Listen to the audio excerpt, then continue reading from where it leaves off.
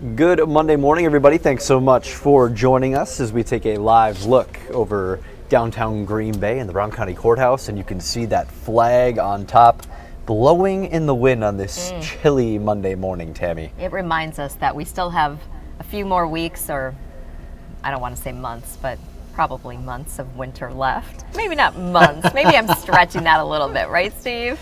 You just made everybody who's watching this go,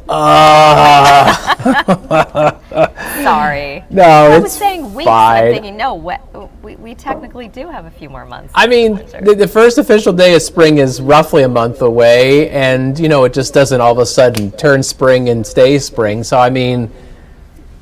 It was amazing a couple weeks ago, Steve. I think it was 2 weeks ago now, when it was 54 degrees. We almost hit a record on that Monday to start the week. And I mean, everybody was just so excited, like, hey, happy Monday, this is awesome. And then today it's 16 degrees outside right now, and we're kind of like, okay, here we go, another week. But And wait till you see the wind chill. so better, perfect. Let's take you to Sturgeon Bay. Ooh, hey, it feels like 0. Hey, great. North winds are blowing in at 18 miles an hour, and if you look closely at some of the trees there by the marina, they're just kind of swaying around a little bit in that wind. Earlier this morning, I was kind of watching this camera shot, and I could see there was a guy in a bobcat kind of just clearing off those walking paths, and I thought, oh boy, you know, hopefully he's staying warm out there. It's not a pleasant morning out there, but here we are. You know, it's February 23rd, and you know, it's winter. We had a few daybreak flakes, and I can't rule out a few flurries that may be flying through northern Door County. But the bulk of the flurries, actually, as I look at First Alert Viper Max, there might be a few drifting into northern Sheboygan County as well. Most of them have been flying away after getting some light accumulating snow over the weekend. Temperatures are in the teens. We're at 15 in Green Bay. Ditto that for Wapaka, with single digits across north central Wisconsin. And the wind is whipping in out of the north around 10 to 20 miles an hour. So that's what's driving our wind chills down to the single digits. The wind chill right now, a -1 in Green Bay, Wausau, and Escanaba. I hate to be so negative, but that's where our feel like temperatures are at right now. Single-digit wind chills for much of the day, getting into the teens this afternoon as that north wind finally slows down. That's because high pressure is going to build in, and that's going to give some of you some sunshine, especially from the Fox cities and west into central Wisconsin. The North Woods, the Bay Shore, the Lake Shore, you might be stuck underneath the clouds for a good chunk of the day. So let's just paint it all with a broad brush and say partly sunny today. Flurries fade, the wind weakens, it stays snappy cold with a high of 23 degrees. So here's First Alert Pinpoint Predictor, and you can see the computer model is kind of picking up on that sun, especially across central Wisconsin. The North Woods, the Lake Shore, staying mostly cloudy, flurries end. Notice the clouds coming back in the evening. Well, our next weather maker is going to be approaching as we go to tomorrow. We'll talk about that momentarily. High temperatures today below the average of 32, mostly in the lower half of the 20s with some teens across the North Woods. And here's Pinpoint Predictor's wind chill chart. Looks like we're going to see single digits with low teens this afternoon. So bottom line, if you're heading out to run some errands, dress warmly. All right, now I did touch on this. Our next weather maker coming in tomorrow, a burst of some moderate snow and gusty winds. Not necessarily a great combo, but tomorrow afternoon, I think it's worth being in a First Alert weather day. Our severe weather outlook is low and more moderate across the North Woods. So what's happening is that we've got an Alberta clipper that's making its way into the Canadian Rockies. It's producing some snow and some rain in the Pacific Northwest, and it will be diving down towards us tomorrow. Now, tomorrow morning when you wake up, there may be some snow showers in the North Woods, but the main show comes in during the afternoon. Now, look at the time stamp at the top of the screen and the radar here on First Alert Pinpoint Predictor. That's the noon hour tomorrow. There's this narrow band of moderate snow pushing towards us. Here's 2 o'clock. It's right over top of the Fox Valley and much of the area. And then towards 4 p.m., it slices its way out of the area. So the snow that comes through tomorrow is not going to last very long. But here's the problem. It's going to come down like gangbusters for a very short period of time, and is also going to be accompanied by a lot of wind. It's not that 1 to 3 inches of snow is a lot of snow. An inch in the valley, a lot of people have seen that multiple times already this winter, and 2 or 3 inches in the north woods is kind of like peanuts compared to what you're probably more accustomed to. But it's really just the fact that it all comes down at once with south to southwest winds gusting around 30 miles an hour. That's not a good combination because it's going to sharply reduce visibility if people are traveling tomorrow afternoon, and that wind is probably going to cause blowing and drifting of snow. So for a short while, travel tomorrow afternoon is probably going to be very tricky, and then things will be improving as we go into the Tuesday evening drive, assuming that predictor has timed that out correctly. So kind of a blustery stretch. 23 today, 33 tomorrow, and then it turns colder into Wednesday with still some more wind, 21. I'm sure wind chills will be back in the single digits. I think Tammy is probably just waiting for Friday, because Friday's the day where we might get a little minor taste of spring. I've got a high of 48. Pinpoint predictor shows our highs getting into the upper 40s rather in the Fox Valley Friday afternoon. Somebody might hit a 50. We'll see that far in advance. Things can change. It will be accompanied by a lot of wind, so there is a price to pay. But that little blast of mild air does not last very long, because we'll be dropping back into the 20s towards the weekend with a few more chances of snow. Next weekend might look similar to this past weekend, although there are some signs that there might be a stronger storm system that could impact us late Sunday into Sunday night. But that far in advance, details are sketchy right now. You're working on it, Steve. Always working on it. Sunshine and almost 50, Steve. That's a good thing to look forward to. So that kind of gives us something to work for toward the end of the week there. I happen to be off Friday, so I timed that out pretty well, didn't I? Sturgeon spearing is wrapping up today. Yeah. Yes. So we have that. Some fresh snow coming in. So there are people, love winter, want to still go snowmobiling. And we could be out east right now, Steve. Oh, yeah. Oh, my goodness. I texted my parents because they live in northern New Jersey. Sure. And they said, I'm just reading the text message. It says, we're hunkered down. So far, not so bad. Streets are being plowed. Mom asked if I could come out there and walk the dog. No chance on that. And then I'm not sure how much we got, but we've got at least a foot. This is the biggest in a few years. And I actually checked within earshot of where they live. They live in Mahwah, New Jersey, which is Bergen County, and a couple of the reports around them are saying 14 and a half inches, and still climbing. So there's going to be places out in where they live that are going to be up around a foot and a half when it's all said and done. Pretty incredible, and yeah, we will deal with our inch or 2 inches that we're getting here, Steve. We appreciate you. We'll let you get ready for Action 2 News mid-morning, coming up in about 20 minutes, a little less than 20 minutes. So, Steve, thanks so much. Have a good day. Good to see you guys. Thanks. She's checking in. Yeah, great. she wants to let them know what's going on. That's awesome. All right, Steve, thank you very much. We're going to talk, Tammy, about your most recent consumer first alert, because this is a topic, and we're going to show your story coming up here, but just real briefly for folks, this is something that really has been, you've been showing a lot of attention to it, because these Bitcoin ATM machines and these types of scams have just been so prevalent in this day and age. Absolutely. I mean, we used to talk about scammers using gift cards to try to get people to pay, all fake. They come up with some problem that they create, and the newest and latest that is really happening, and it's happening in our neighborhoods, is they're directing people to go to Bitcoin kiosks, Bitcoin ATMs to pay.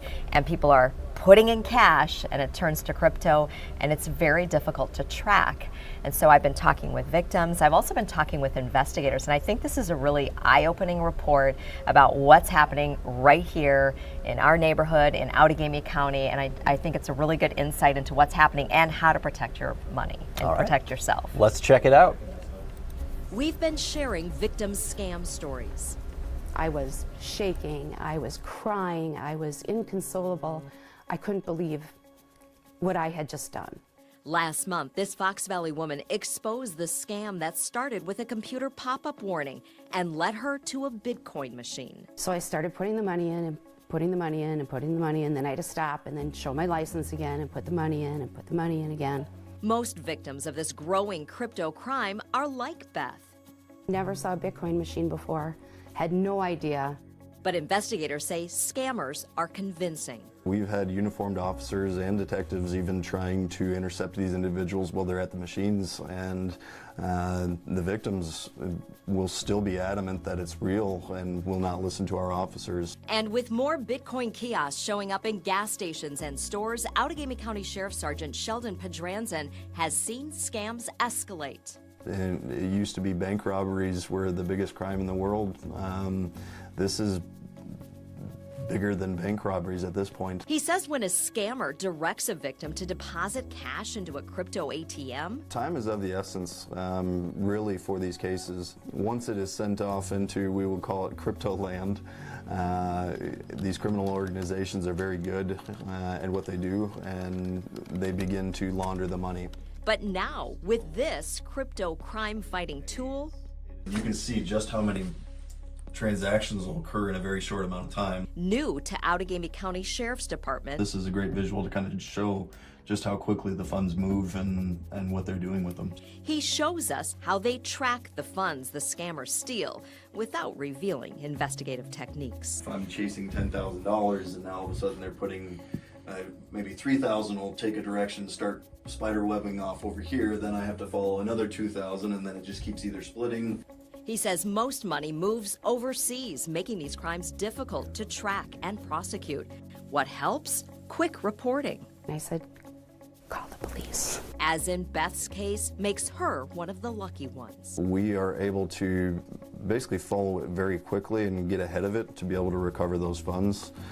So time really matters, and also for these ATM companies, there is some liability on their side. The reality is these ATMs do profit off of even the victims. They want to deter it, but they don't necessarily want to draw attention to it. The Sheriff's Department is drawing attention to the scams with these warning signs at Bitcoin ATMs in the county. And we approached pretty much every business or gas station in the area that had some of these ATMs and asked if we could place additional placards on. And it's made a difference. We now have probably reduced the number of these cases by probably 90%. He encourages people to be cautious and report these crypto crimes immediately. It gets them just enough of a pause to kind of get them to second guess it and to think whether or not this is something they should be doing.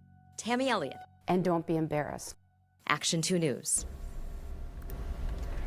Just incredible, Tammy, to not only hear Beth's story there, and so grateful to her for speaking up, Absolutely. as we've talked about that before, but to hear the numbers that is being taken from people, and then the impact that they're able to make with just those simple warning signs and things like that to really help with this. To draw that attention. So, and I want to point out that with Beth's case, so this happened, it's about a year ago, and she's been working through this, so the warning sign was not up Sure, at the time. sure. So they really, and I said, so the scams are still likely being attempted. It's just that people, if they go to those machines And maybe taking notice and taking seeing notice, that. and a lot of machines now. So there are some new regulations in Wisconsin. They started mid-year last in 2025, $2,000 transaction limit at the machines, and then also signs that are supposed to be posted, warning signs about the scams. You know, they're supposed to follow those regulations.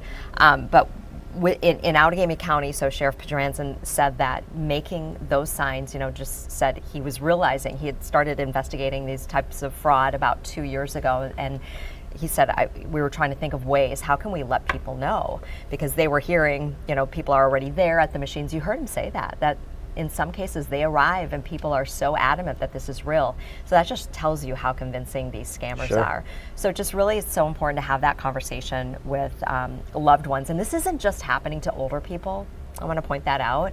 And it's all different types of scams. The scams that I talk about in my weekly reports: romance scams, investment scams, warrants for your arrest, jury duty. I mean, you saw on that warning sign, it's all of those types of scams that we've been talking about for There's years. a whole playbook for these scammers to There try are and playbooks. hurt people. And they will try and lure you to that. And you heard Beth say she had never seen one of those machines before. And so there's a lot of elements in my stories. I don't get to include all of them, but I want to let you know that. So when she was on the phone with the scammer and they led her to her financial institution to go withdraw money, and then told her, well, you're going to go to a special ATM. And she said to them, well, there's an ATM right here. Why don't I just deposit it here? And I said, no, it's a different kind of ATM. And she had never seen one before. The reason why she thought, well, I guess why I'm going there is because it was an international, there was supposedly pornography on her computer. Yes. And she thought, well, it's international, it's coming from China, so somehow I have to get this money quickly. And I'll tell you that money does move quickly. They kind of showed us that, and you saw that spider web of transactions. Just all over the place like that. And so I asked Sergeant Pedranz, and I said, so is that all in the U.S.? And he said, no.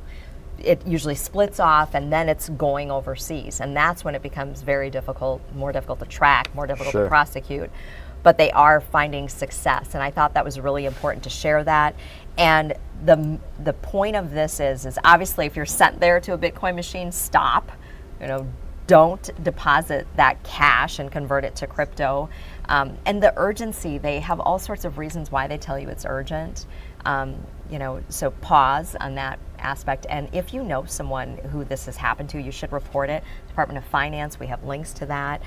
Your local official, your local sheriff's office.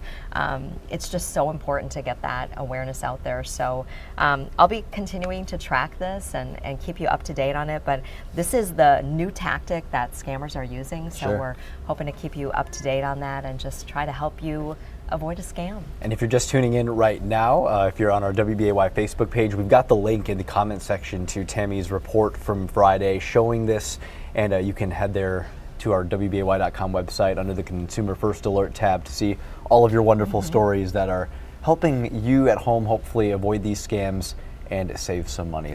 And again, always thank you to everyone for sharing their story, and the investigative team there in Outagamie County for kind of showing us how this is. And they said education is number one, and they were thanking us for getting the awareness out, because they said every little bit helps. Every little bit helps, and Tammy's gonna keep helping you as well at home. So we appreciate those reports as always. We're gonna take a live look here at Manitowoc on this Monday morning. You can see still a little bit of ice in the river there, but water flowing a bit as well on a chilly Monday morning. You can see Tammy and I again tomorrow morning at 4:30 on Action 2 News this morning. Make it a great day, everybody.